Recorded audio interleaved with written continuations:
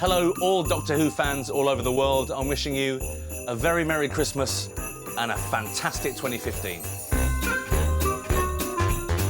Your Father Christmas, you're real. This year's Christmas special has come and gone, but you've not had your fill of Doctor Who just yet. We're going to give you something extra. Do you really believe in Santa Claus? Coming up, we have a funny Father Christmas. Father Christmas has at long last entered the TARDIS. Sweet Papa Crimbo. Doctor Who and Santa Claus in one programme. It's pretty amazing. Elves with attitude. Shut your mouth, wise guy, or you get yours. And creepy creatures. Here they come! It's got a really great mixture of scares and hopefully funnies as well. This is a very merry Doctor Who Extra. It's Christmas Day! Merry Christmas.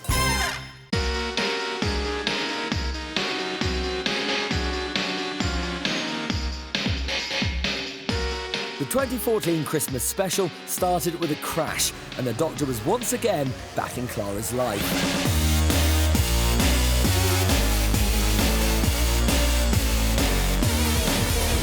But this time, she has to make room for another festive fella. Sir, we've been seen. Hello. Hello. Hello. Doctor Who Christmas special. It's always a treat, isn't it?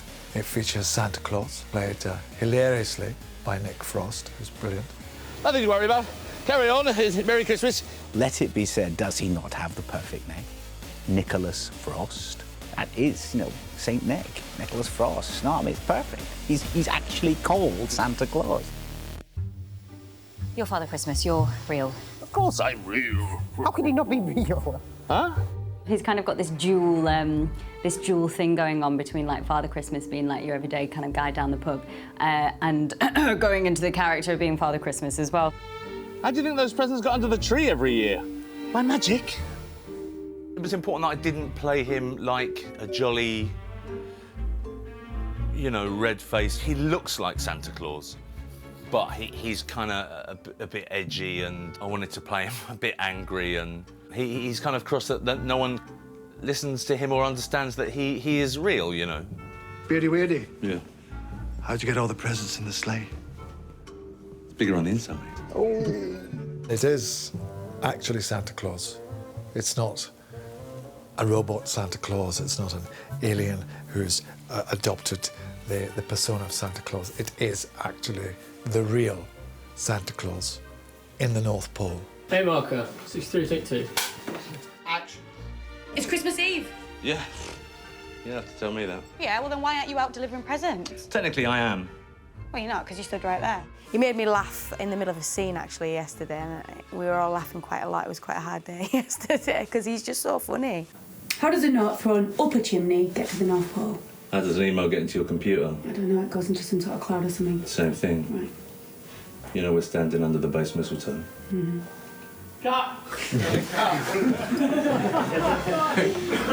Can't really argue with Nick. He's spot on, yeah. Let's do one more. And one more. Really?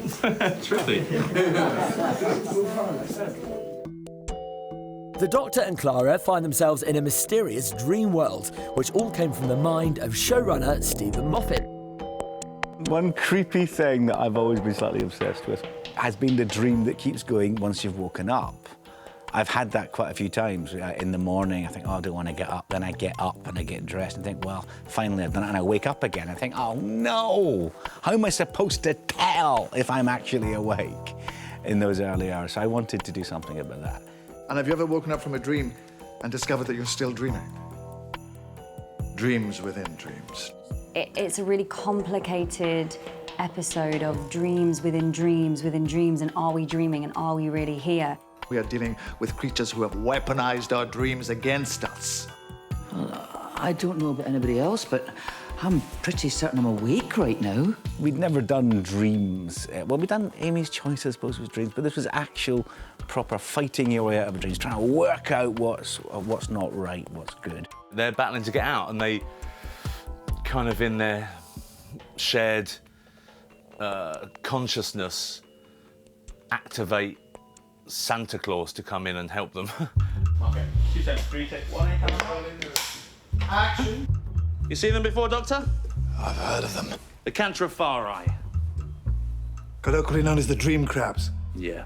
Depending how many of those are already on Earth, humanity may have seen its last day. So, are we going to stand around arguing whether or not I'm real, or are we going to get busy saving Christmas? Oh, Santa goes badass. Oh, he's giving me the feels. Silence! Both of you.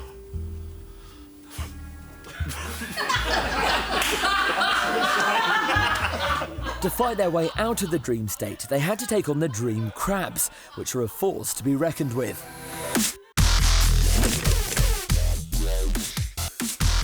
The show's producers wanted to turn dreams into nightmares, so they gave us some rather creepy crawlies.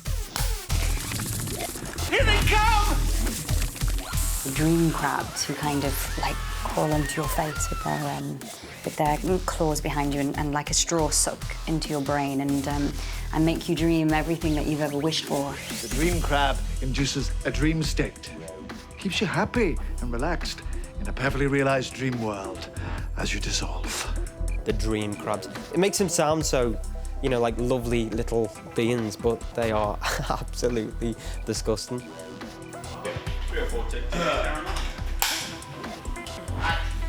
Why is it called a dream crab for a start? Theorize. Because it generates a telepathic field. And? Alter perception. Meaning? I seem to be doing all the work here. Meaning we can't trust anything that we see or hear. I've loved all the special effects and how the way people's minds work to make this thing come alive is just incredible to see. You know, we've got one that moves and then some that don't move. The work that's gone into creating them is the first thing that I just go, wow, you know, and really, like, applaud everyone involved with that. And those poor guys that had to wear the masks, you know, and walking, they couldn't see a thing, you know. And that's quite a scary thing to do, isn't it? To have to move around and have faith that the person who's guiding you is not going to walk you into a wall.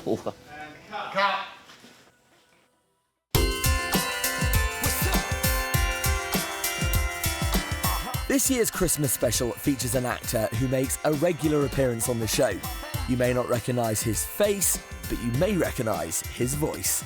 I cannot see the tactical advantage in letting your enemies know that you will be arriving early with this early warning system.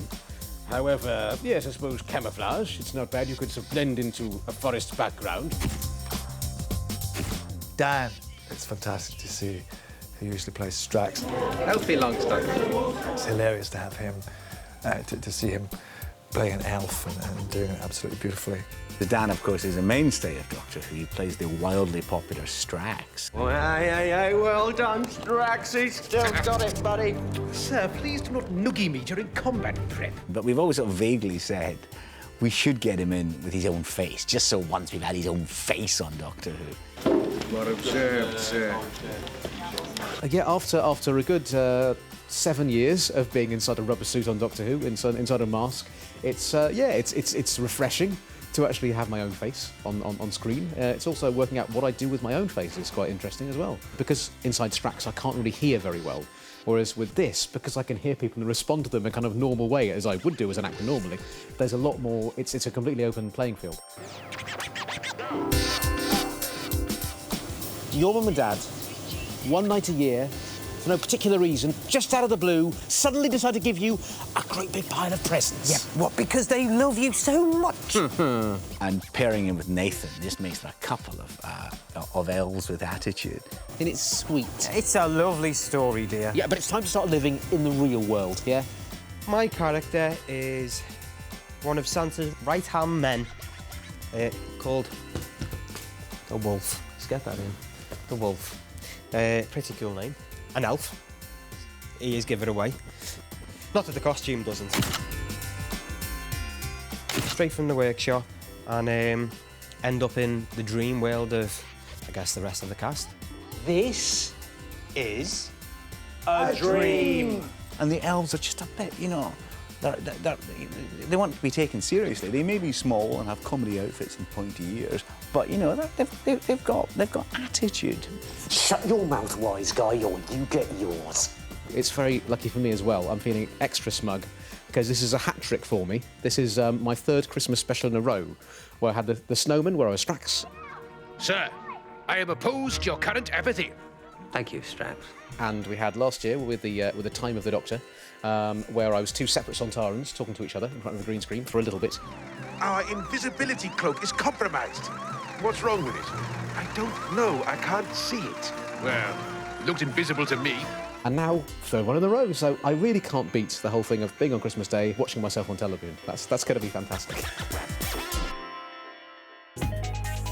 Among the cast of the Polar Expedition is an actor who's followed in his father's footsteps onto the Doctor Who set. Actor Michael Troughton, son of second Doctor Patrick Troughton. But it's me. Don't get too close. Why? Because this is a nightmare. When Michael Troughton, of course, was on set, I just kept texting Capaldi and saying, "Are you asking him questions? Are you getting the inside info?" And he's saying, "Yeah, he's texting me back saying he was on set for Evil of the Daleks." And I think, "Oh wow." I remembered 2 distinct visits to the studio when Dad was doing it. One with the Emperor Dalek, the Evil of the Daleks, that's what it was, and also the one with the Yeti, Web of Fear. And I remember going to that distinctly and seeing that set. It was absolutely stunning. Remembering that and then walking onto this set, you know, it was quite emotional, actually. Fun, but quite emotional. At the end of the episode, the Doctor got to fly something other than the TARDIS and return everyone back to reality.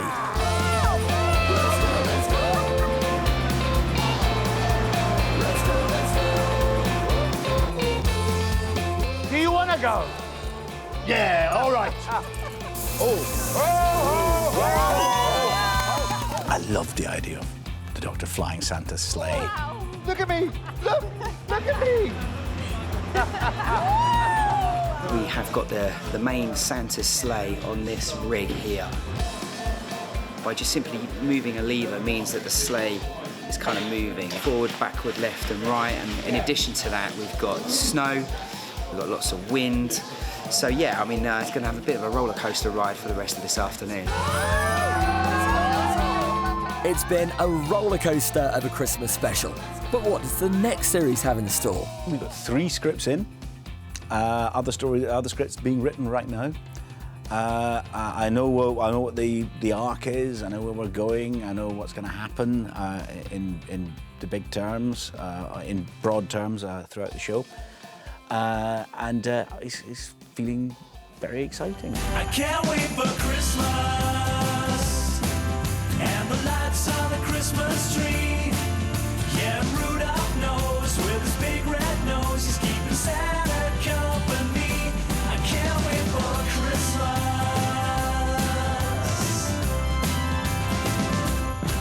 Merry Christmas and a Happy New Year to Doctor Who fans and to everyone, everywhere.